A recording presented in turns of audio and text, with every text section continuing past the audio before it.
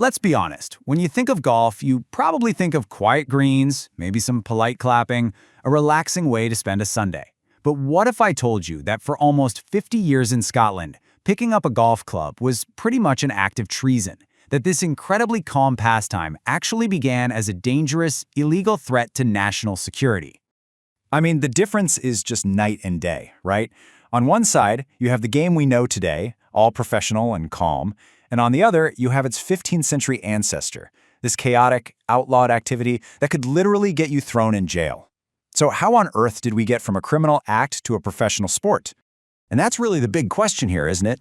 How could a game, just hitting a ball with a stick, be seen as a threat to an entire kingdom? Well, the answer is this fantastic story about war, about defiance, and believe it or not, a little bit of royal hypocrisy. Okay, so to really get why golf, or golf as they called it, was such a big problem, you have to understand the world it was born into. Picture this, it's the 1400s in Scotland. You are living under the constant, looming shadow of your much bigger, much more powerful neighbor, England. The threat of invasion isn't just a possibility, it feels like it could happen any day. National survival, literally everything, depends on being ready to fight.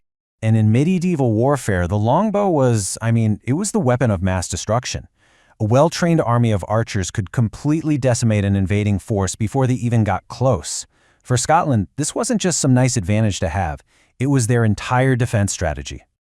The Scottish crown took this so seriously that archery practice became a mandatory civic duty. And when I say mandatory, I mean it. Every single man and boy from the age of 12 up had to spend his Sundays and holidays practicing with a bow and arrow.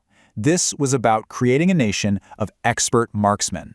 But yeah, there was a problem. A huge one. The men of Scotland found something they thought was way more fun to do on their days off. They started sneaking away to play this wild, super addictive new game called golf. They were choosing the club over the bow, and that was a massive issue. So you can imagine, the king was not happy about this. His reaction kicked off almost half a century of government crackdowns, featuring a law that was so unpopular they didn't just pass it once, they had to pass it 3 separate times. It starts in 1457.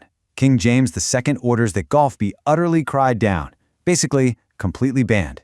Then, just 14 years later, his son has to ban it all over again.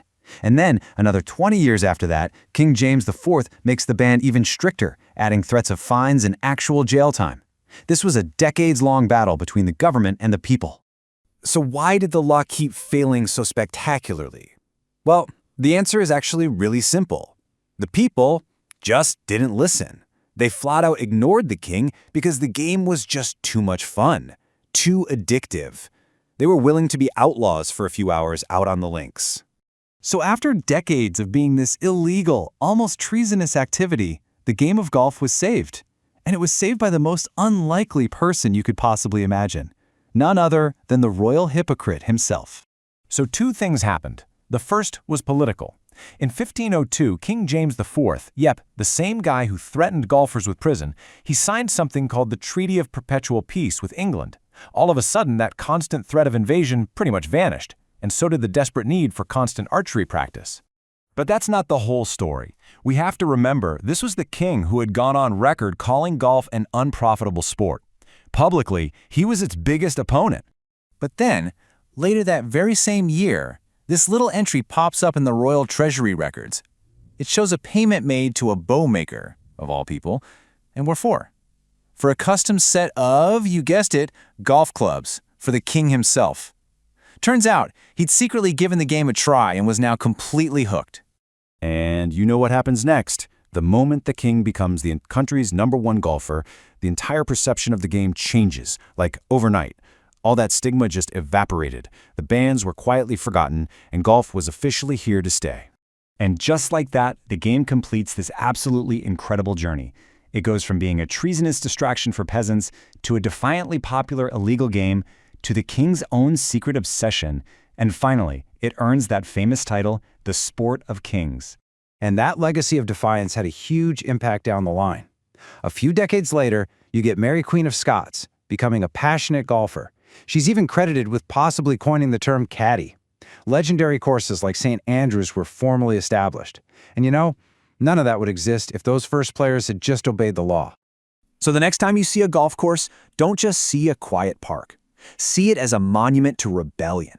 Remember that people were once willing to be criminals just to play it. It really makes you wonder, doesn't it? What other respectable parts of our world started out as something dangerous, something defiant, and maybe just a little bit illegal?